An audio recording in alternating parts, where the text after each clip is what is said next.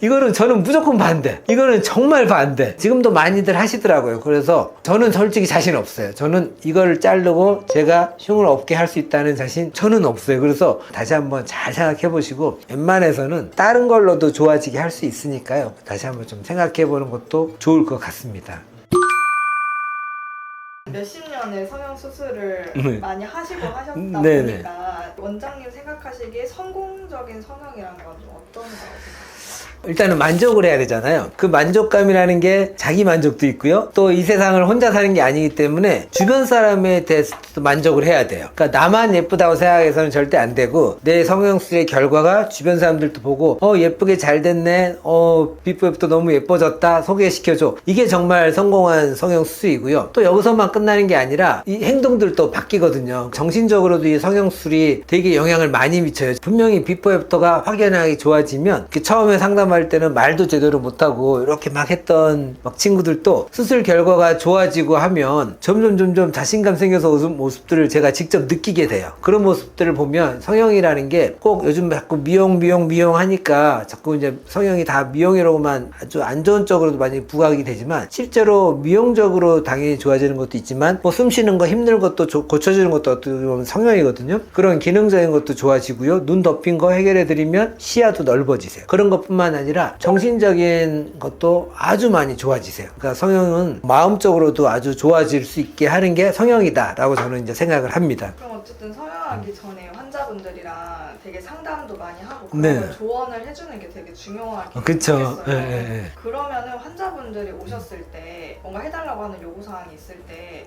이것만큼은 좀 한 번 더 생각해 봤으면 좋겠다 그런 수술들도 좀 있으실까요? 당연히 있죠. 그러니까 일단은 제가 생각했을 때 저는 자연스러운 수술이 좋다 그랬잖아요. 그 자연스러움의 배경은 저는 일단은 1번이 흉터라고 생각을 해요. 눈, 코, 가슴 아무렇게 자연스럽게 해놨다 그래도 흉터가 있으면 저는 그건 절대 자연스럽다고 보지 않거든요. 이게 눈 상한 거 오히려 눈 딱 뜨고 있으면 흉터는 안 보이니까. 하지만 눈썹 거상 이거 흉터 바로 보이잖아요. 아무리 눈 젊어지게 했어도 여기 흉터가 팍 있으면 이거는 그 흉터 보고 자연스럽다고 얘기할 수는 없거든요. 그래서 저는 1번이 흉터가 겉으로 보이는 수술, 요거는 결코 저는 권하고 싶지 않아요. 그런 수술들이 몇 개가 있어요. 그래서 그런 수술 외에는 그리고 또 있네. 예전에는 양악수술하면 이제 기능적인 걸로 예전에는 많이 했지만 어느 순간 이제 미용적인 것 때문에 많이들 하잖아요. 물론 이제 환자분이 스트레스를 받으니까 이제 미용적으로 양악을 하지만 돌출입이니까 양악을 꼭 해야 된다 이런 것도 있더라고요. 그래서 저는 일단은 너무 과한 미용적인 양악수술 요거는 좀 피해야 되지 않을까 그렇게 저는 생각을 합니다. 그거는 근데 제가 절대가 아니잖아요. 저도 한 명의 의사로서 저의 그냥 제 생각이니까 이거는 의사마다 다 틀리니까 그게 어느 게 답이다 라고 생각하는 것도 그건 아닐 거라고 생각이 들어요. 그러니까 흉터가 보이는 수술은 네. 또 추천을 안 한다고 하셨는데 네네. 흉터가 보이는 수술은 어떤 것들을 좀 대표적으로 꼽을 수 있어요? 흉터 보이는 수술 일단은 얼굴에서 딱 봤을 때 보이는 거. 왜냐면 저희 눈썹 거상 저도 많이 하거든요. 눈썹 거상 수술 되게 많이 하는데 눈썹을 올리려면 눈썹의 위에서 절개를 해야 돼요. 그거는 눈썹 상 거상이라고 하고요. 눈썹의 밑에서 잘라 올리는 걸 눈썹 하 거상이라고 그래요. 근데 실제적으로 많은 쌤들이 눈썹 거상 수술을 하고 있지만 눈썹 상 거상을 하는 쌤은 많지가 않아요. 그게 왜냐면 저도 안 해봤을 리가 없잖아요. 저도 해보고 열심히 성형외과는 흉이 안 남게 흉을 없애는 과잖아요. 흉수술을 하는 그런 과에서 흉을 안 남기게 열심히 또 꼬매봤지만 흉터가 이 눈썹 상 거상은 생각보다 많이 생기더라고요. 그래서 요즘은 눈썹 상 거상은 아예 안 하려고 해요. 그래서 이걸 보면 눈썹 상 거상이라는 게 어떤 거냐면 제가 디자인한 것만 보여드릴게요.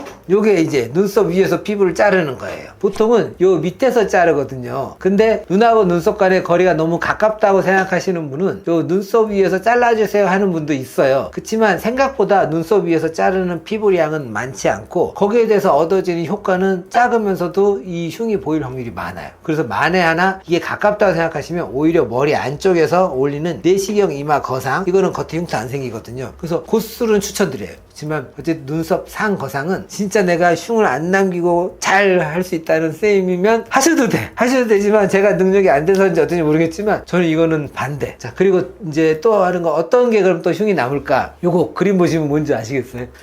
예, 인중 축소거든요. 가끔 중안면부가 이게 길면 좀 나이 들어 보인다 그래서 이제 중안면부를 짧아 보이게 하는 게 이 인중 축소거든요. 요거를 진짜 코 밑에 이렇게 절개해서 잘라내면 이 흉이 여기 말 그대로 그린 대로 여기가 남아요. 이쪽은 콧날개니까 조금 적게 보인다지만 여기는 다 보이는 부위거든요, 눈에. 그래서 진짜 저는 이 수술은 되도록이면 하지 말아라. 또 왜냐면 입이란 거는 지금도 제가 열심히 이렇게 떠들고 있잖아요. 계속 떠들고 말하고 숨쉬고 쉬지 않는 기관이에요. 이게 계속 움직이는 부위는 흉이 많이 생겨요. 그래서 아무리 잘 꼬매도 흉이 생길 확률이 많다. 그래서 실제로 여기 흉이 생겨서 오신 분들이 많아서 흉 치료도 하시거든요. 그래서 이 수술도 저는 웬만하면 하지 말아라. 근데 너무 멀어서 정말 스트레스 받아서 무조건 해야겠다 하면 되도록이면 조금은 수술하는 의사가 힘들더라도 깊이 안쪽으로 좀 들어가서 이걸 조금 가릴 수 있는 방향으로 좀 나가주면 조금 낫긴 한데 그래도 생길 확률은 있습니다. 세 번째, 이거 뭔지 아세요? 입꼬리 올리는 네, 입꼬리 올리기. 요즘 이거 필러로도 많이 하거든요. 그러니까 필러로 하시는 분들은 좀 간단하게 하시려고 하는 건데 나는 좀 더 영구적으로 하고 싶어요. 그러면 영구적인 거 세상에 없거든요. 근데 영구적으로 하고 싶어 해서 수술로 가는 분들이 많아요. 말 그대로 여기를 핍을 요만큼 잘라서 여기다 꼽아주니까 이게 입술이 뒤집혀지는 거죠. 그래서 입꼬리 올리기 수술이라고 표현하거든요. 이거는 저는 무조건 반대. 이거는 정말 반대. 이거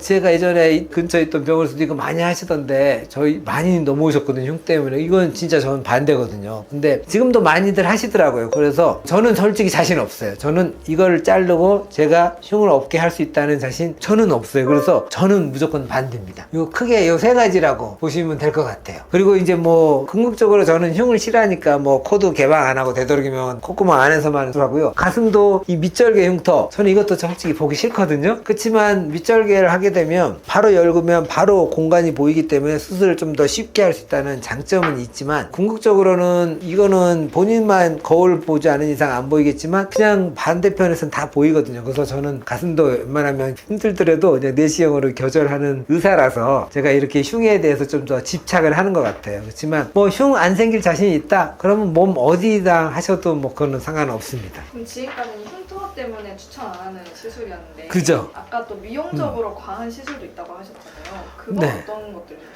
미용적으로 과한 게 일단 궁극적인 건 이제 양악술이죠. 양악은 어떻게 보면 이빨이 부정교합으로 좀 안 맞거나 하악이 너무 돌출됐거나 이렇게 뼈가 너무 무너져서 서로 삐뚤어졌거나 할 때는 그런 걸 교정하기 위해서는 반드시 필요한 수술이고 정말 중요한 수술인 게 맞지만 그렇게 입이 돌출이 심하지 않은 경우에도 요즘은 상담 오셨을 때 이걸 양악수술을 권했다는 병원도 저도 이제 들어보는데 제 입장에서는 이제 그런 경우에 양악보다는 오히려 입 주위의 조직을 나오게 해주면 그게 이제 뭐 턱끝을 좀 나오게 해주거나 코끝을 올려주거나 뭐 팔자를 좀 채워주거나 이것만 해더라도 입은 주위가 나오니까 들어가 보이거든요. 그래서 제가 일단 제일 반대하는 거는 이제 너무 미용적인 양악 수술은 조금은 왜냐면 너무 고통스럽거든요. 이건 정말 다시 한번 잘 생각해 보시고 정말 필요하다 그러면 그 고통도 감수는 해야겠죠. 하지만 웬만해서는 다른 걸로도 좋아지게 할 수 있으니까요. 다시 한번 좀 생각해 보는 것도 좋을 것 같습니다. 엉덩이 확대도 있어요. 요즘 이제 우리 동양인이지만 서양 사람처럼 해달라는 경우 많잖아요. 가슴도 예전에는 B컵이었거든요. B컵이라 그러면 200cc 전후로 넣었어요. 그렇지만 이제는 200 넣다 그러면 혼나요. 그리고 백도 못 구해. 백 자체가 없어요. 한국에 없어요. 최소 260, 80은 돼야 이 백이 있어요. 그러면 요즘은 300, 400, 500 뜯어요. 실제로 저도 힘들게 500짜리 구해가지고 백 넣어드린 경우도 있거든요. 근데 그렇게 이제 무겁게 넣는 경우는 과하게 넣는 거죠. 근데 그것도 뭐 괜찮아. 가슴은 그래도 뭐 크다 뿐이지 문제는 없어요. 하지만 요즘 이제 또 하체 쪽도 보면 엉덩이도 탁 튀어나게 원하는 경우도 많잖아요. 그게 이제 보형물도 넣기도 하고 또 지방이식도 하고 또 필러 넣기도 해요. 근데 이제 다른 어떤 성형수 중에서도 제일 좀 부작용이라고 하는 게 제일 많은 부위가 바로 엉덩이 확대 수술이거든요. 거기는 되게 큰 하대 정맥이라는 게 있어요. 거기로 혹시나 피떡지 같은 게 넘어가거나 아니면 뭐 필러, 지방 같은 게 들어가 버리면 색전증이라 하죠. 그게 폐혈관을 딱 막아버려서 문제가 생기는 걸 말하는 거거든요. 그렇게 되는 것도 있고 또 혈관이 막히면서 괴 괴사도 많이 오고, 그러니까 이상하게 이 엉덩이 쪽에서 그런 문제들이 생길 확률이 많아서, 저도 가끔 이제 외국분들도 오시고 한국분도 오셔서 보통 이제 뭐 허벅지나 이런 데 지방 쭉 뺀 다음에 거기다 좀 넣어달라고 하는 분들도 있어요. 그러니까 뭐 소량 조금씩 넣는 거는 괜찮은데 일단 과량으로 넣었을 때는 그런 문제가 생길 확률이 많기 때문에 좀 피해야 되는, 그러니까 저 가족이라 그러면 하지 말라고, 문제 가능성이 많은 수술이니까 저는 하지 말라고 하는 수술인 것 같아요. 아까도 얘기해 주시긴 하셨는데 성형 수술이 영구적인 것이 아니다라고도 얘기해 주셨고, 그죠? 네. 부작용에 대한 것도 얘기를 해주셨잖아요. 네네. 그러면 성형 수술이라는 게 다 재수술 가능성이 좀 높은 수술들인 건가요?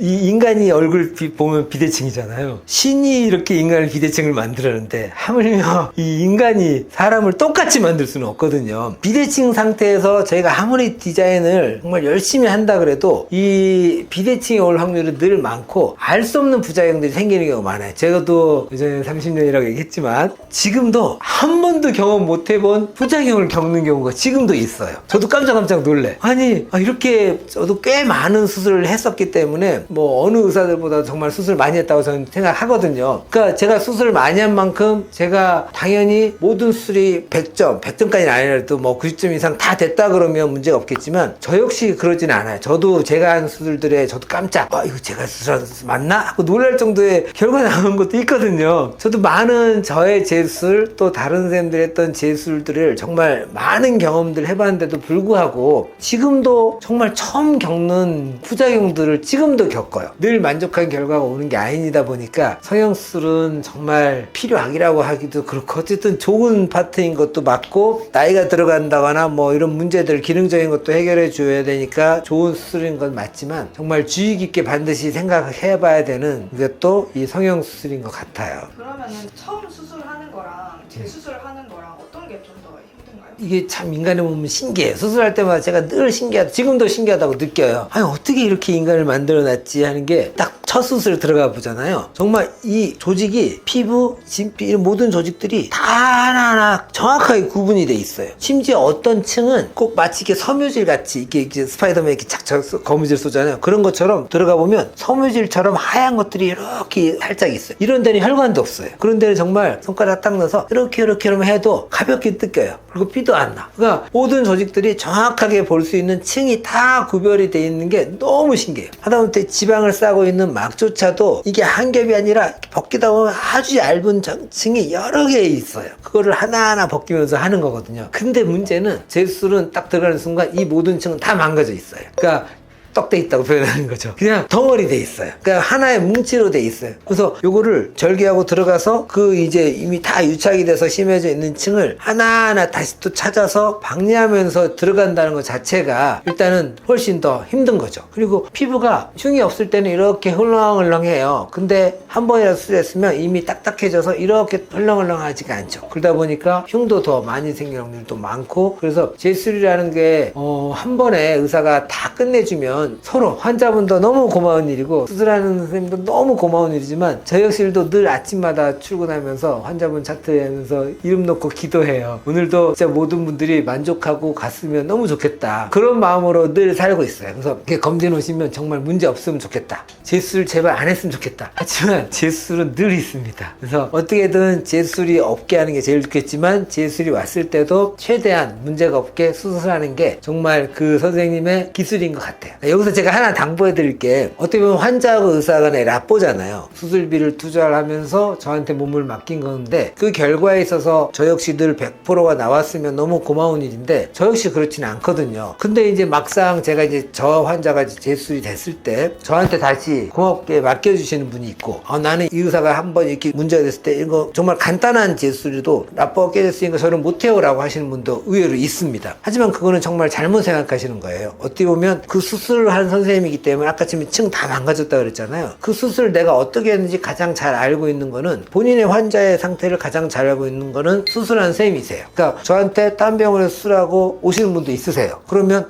그 병원에서 상담을 하시고 다시 재수술을 받으시라고 권해드리거든요. 그러면 가시는 분도 있지만 너무 라포가 깨져서 뭐 얼굴도 보기 싫어하는 분도 있어요. 그래도 환자 상태를 가장 잘하는 거는 수술한 선생님이기 때문에 수술한 선생님한테 재수술을 맡기는 것도 것도 가장 어떻게 보면 가장 안전한 방법이라고 생각하시면 좋을 것 같아요. 그럼 어쨌든 오늘 많은 얘기 해주셨는데 이제 환자 입장에서도 너무 과한 거를 요구하고 있진 않은지 한번 그쵸. 보는 것도 네네, 중요할 거고 네. 그리고 만약에 과한 걸 요구했을 때 그거를 조금 말려줄 수 있는 네. 한번 생각해 볼 수 있는 의사 선생님을 만나는 것도 많이 중요하겠네요. 그렇죠. 그러니까 이게 성형외과 의사지만 어느 정도의 이게 정해진 답은 있긴 하지만 그 답이 또 정답은 아니라는 거죠. 그래서 늘 제가 말씀드리는 거는 성형은 답이 없다. 뭐 맹장 아프면 맹장 터졌다 그러면 맹장 수술하면 되잖아요. 아픈 거는 그거에 대한 치료의 답은 있지만 이 성형 쪽은 절대 정답은 없습니다. 그래서 여러 군데 병원을 상담을 꼭 반드시 받아보시면서 저 선생님이 나랑 가장 잘 어떤 미적인 관점이 맞다고 생각이 드는 선생님을 한번 찾아보시는 것도 실패를 줄일 수 있는 하나의 저는 방법이라고 생각합니다.